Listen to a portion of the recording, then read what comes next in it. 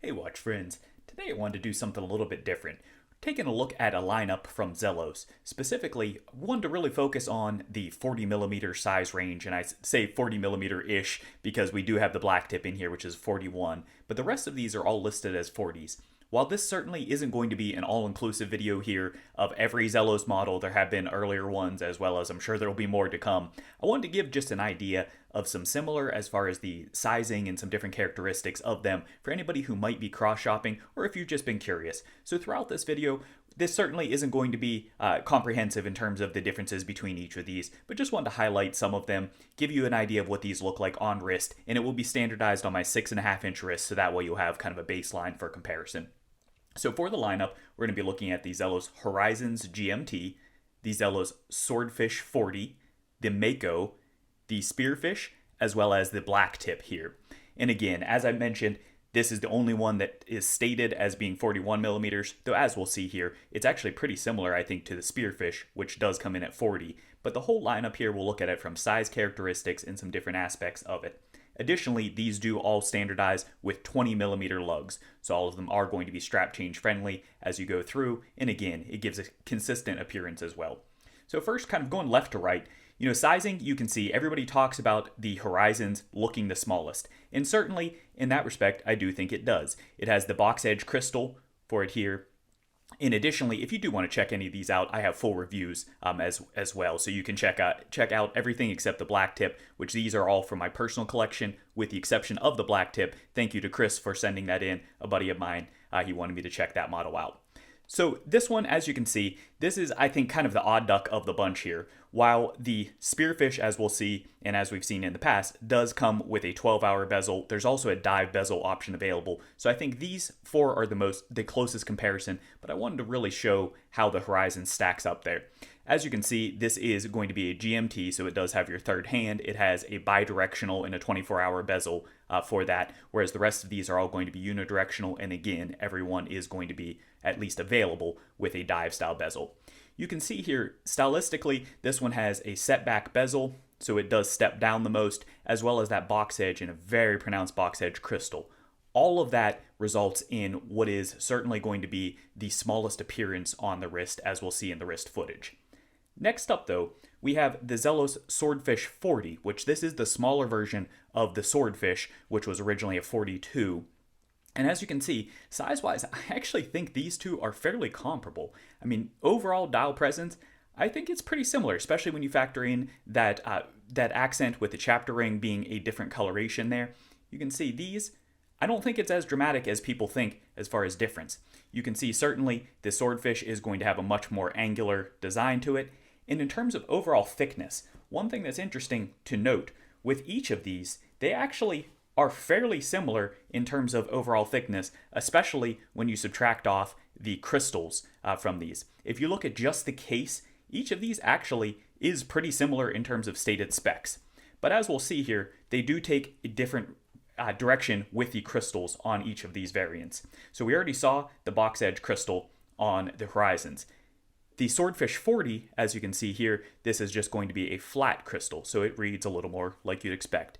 This one, unlike the other models, I would say this one leans the most into the sharp, angular kind of look for it. Whether you're looking at the top from the lugs, from the profile view, you have the nice cog gear cuts on the bezel, so it really gives it a different look there. Shifting over to the Mako, all of these you can see are going to be crown configuration at 3 o'clock. The Mako is a departure there. It has the crown, as you can see, at the 4 o'clock position. Additionally, this goes for more of a flowing line for it overall, and that actually carries through to the crystal, which is going to be one of the most noticeable characteristics of the Mako. I've seen people complain in the past, people love the Mako as a model, but I've seen people complain in the past about the AR coating. And I will say, with having that high dome, that is kind of the trade-off. As you can see here, it does certainly pick up glare and reflection. I don't really think that that's an inadequacy of the AR coating, while certainly it could be kicked up, I'm sure. That being said, I think that's really just an attribute of having such a high dome crystal, and you can see this really does have a very pronounced double dome to that. But the overall flow of this, the Mako I think is going to be your most traditional in terms of, yes, it's different, it has straight lugs and those kind of things, but it has more of a traditional flow and those kind of aspects to the watch overall. But it is very distinctly Zelos, whether you look at it from the marker configuration, the way the Lume is applied, and we will look at Lume here momentarily as well. Shifting over to the Spearfish, this is, as of time of recording, this is one of the latest models from Zelos. I believe this is actually the last one that dropped here, though there are, of course, always upcoming ones. The Spearfish, this really marketed itself as being a classier or a more luxurious swordfish, well, Swordfish 40 because of the 40mm size. However, many of you have commented on its similarities to the Blacktip, so I wanted to get these two side by side.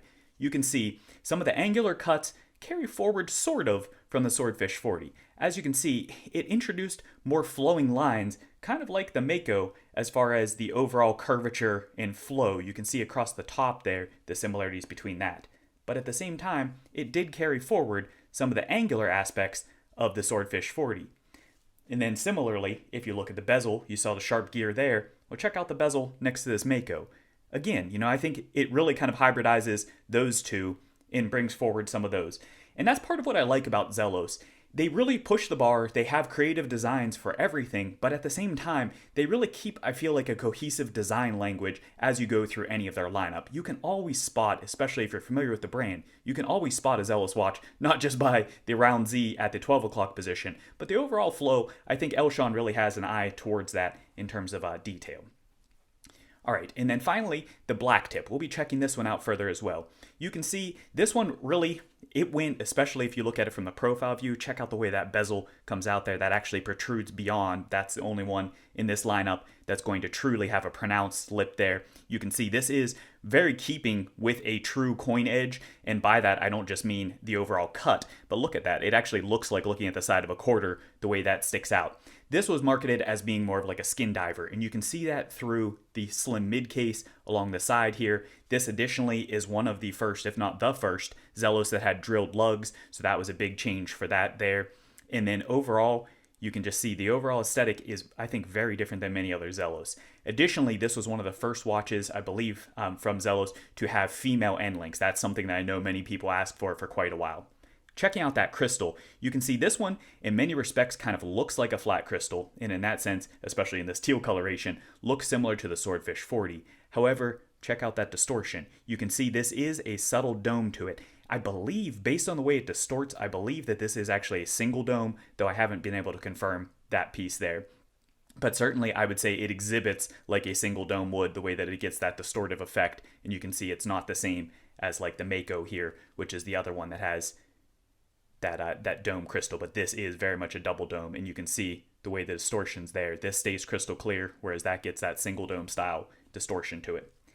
The Swordfish, or the Spearfish rather, does keep flat like the Swordfish 40, and then of course this, again, being the outlier, flat top, but then that pronounced box edge with the horizons. So checking these out, some of the other differences to note is you can see here, these stayed true with the male end links for each of these variants.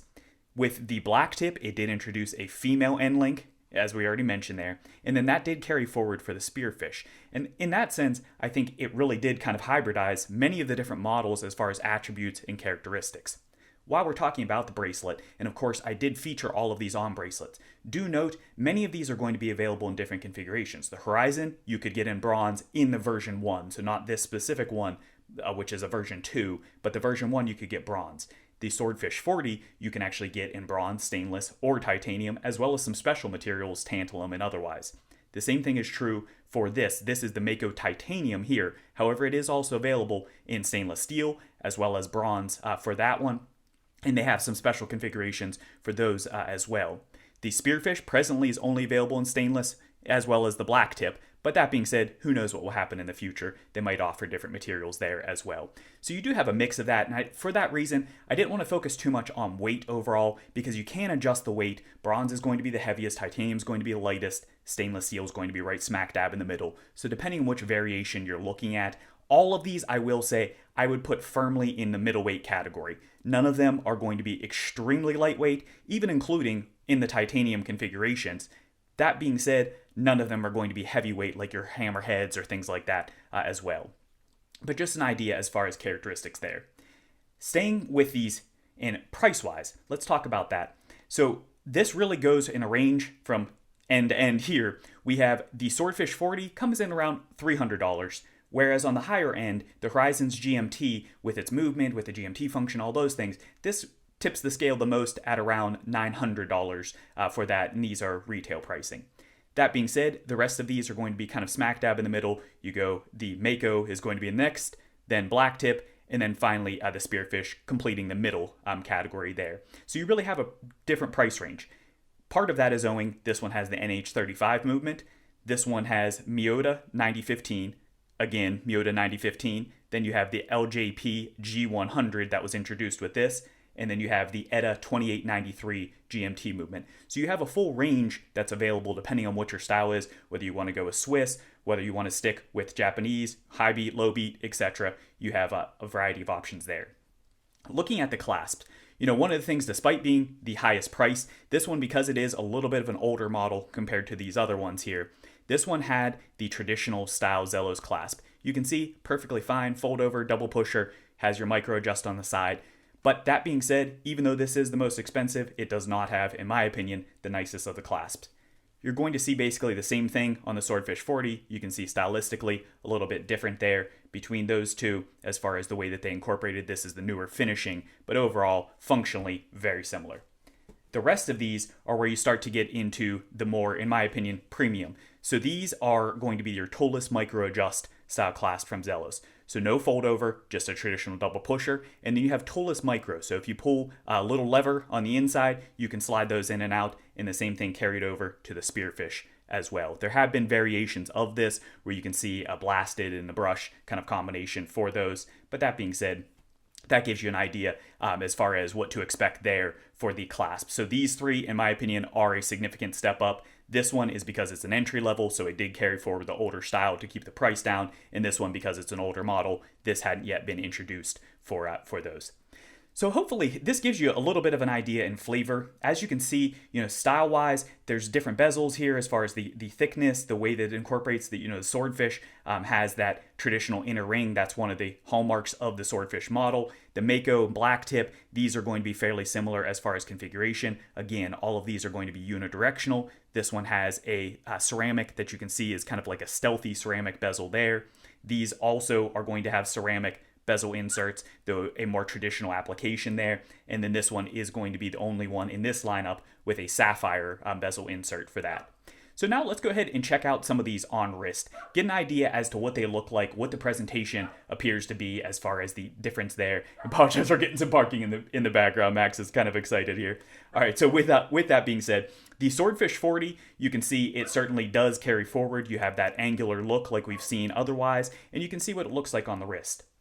The Horizons, as we already saw, does have a smaller presentation to it, though it's not as dramatic as many people I think make it out to be. It hugs the wrist nicely, and overall I think it looks great. Shifting over to the Mako, you can see the Mako here, it is going to be kind of your middle of the road one.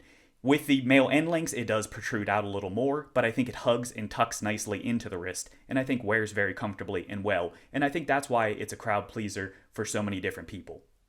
The Spearfish, it does definitely have the presentation with having the female end links, with having the overall, the kind of flowing lines to it. I think it carries forward a lot of the comfort and things that people like about the Mako while bringing forward some of the angular aspects of the Swordfish 40, but then with the female end links like the Blacktip, this does make it, as many people have presented, as being one of the most comfortable Zelos watches to wear. And that brings us to the Blacktip. The Blacktip overall, I really don't think you can go wrong with. Size-wise, we talked about the fact that it's 41. Yes, it has a little more dial presence, in my opinion, than the Spearfish, but the difference is, I think closer than you might otherwise guess based on paper. I really think they actually present and wear pretty similarly. One of the things that does kick it up for appearance-wise is going to be that protrusion on the bezel. Since that overhangs a little bit, that does increase the overall visual appearance. But if you look at the dial itself, I think it's pretty similar to the Spearfish overall as far as the look and sizing there. All right, so now that we have all of that out of the way, looking at these, there are of course going to be a whole host of other differences, and let's go ahead and check out the Lume for these. As you can see, the Lume does not disappoint at all. I feel that's true of every Zelos. These things, they're just torches. Obviously, it's a little bit of a skewed battle here in that we have two that are the full Lume or Frost variants, and then the rest are going to be traditional configuration. But you can see, just like with every other aspect of Zelos. They really do go for even unique lume patterns for this. So you can spot each of these, even in the dark, you can generally tell which one is which because they all have completely different, whether it be the handset, the markers, etc. You've got a lot of differences that are going on there. All right, so kind of wrapping things up, you can see, depending on what you like overall stylistically, you have a whole host of options that are available. This size-wise, depending on how much present you're looking for, you can still go with the 40 or 41 range with Zelos and still get a lot of difference in presence. And that's part of what I wanted to emphasize for this video, is that there is just so much difference. Additionally, depending on your movement preferences, whether you like sandwich dial here versus applied markers for all the rest of these, whether you're going for a 12-hour or 24-hour style bezel configuration or a traditional dive configuration, you have options there as well, bidirectional, unidirectional here and here. But if you go with the dive style, that's going to have unidirectional, just like the rest of these. You have so many different options available. Blockier handset, more pointed pencil, but still kind of a paddle. This is more of a traditional handset. This is very blocky with the cathedral, and kind of somewhat hybridizing these here again to go for the spearfish rather. This, as far as the handset here, this is, I would say, again, kind of a blunted tip pencil configuration there as well. You really got something to go for across the lineup for any of your Zelos. I don't think you can honestly go wrong with any of these. Do I have a favorite? Honestly, I don't know that I really do. Each of these wears and presents so differently, and that's part of what I like so much about Zelos and why I have so many in my personal collection, and this is just a fraction of them, is because not only do you get the quality, and I think for the money, especially running across this price point, I think they really give you a lot of bang for the buck. But additionally, each of them, despite the fact that they're the same brand and you can recognize they're the same brand, each of these really offers something completely different to round out your collection in overall style. So if you're in the market for any of them, while certainly if you're, especially for the earlier models, if you did not get them at an initial, you're probably going to be relegated to the secondary market for them because they do not restock on these. And some of them, I don't know if they'll ever do again, like the Horizons, for instance, as well as with the rest of these. Some even the more popular models, while they pop up frequently, I don't know if they're planning on doing any production batches. This one just dropped, like we talked about. The Blacktip, again, I don't know if there'll be a Blacktip version 2 or any special variations thereof as well. But that being said, you should be able to readily find these. There are plenty of them that are out there. So if you do like any of these style-wise, check out the secondary market, check out dealers, those kind of things. So even if they're sold out on the Zelos site, you still can find them. But I hope this has been kind of a fun, different look for you as to just some of the traits and attributes of these different watches. Again, I know we didn't cover everything for it, but I wanted to at least give an idea as far as some of the different characteristics of each of these. So I hope this video has been helpful for you. If you did enjoy this, please do hit that like button. And most importantly, if you haven't done so already, please do smash that subscribe button. Greatly appreciated, tremendously helps the channel. That's what allows me to continue to bring you more content and to have these kind of things available. All right, thanks for watching.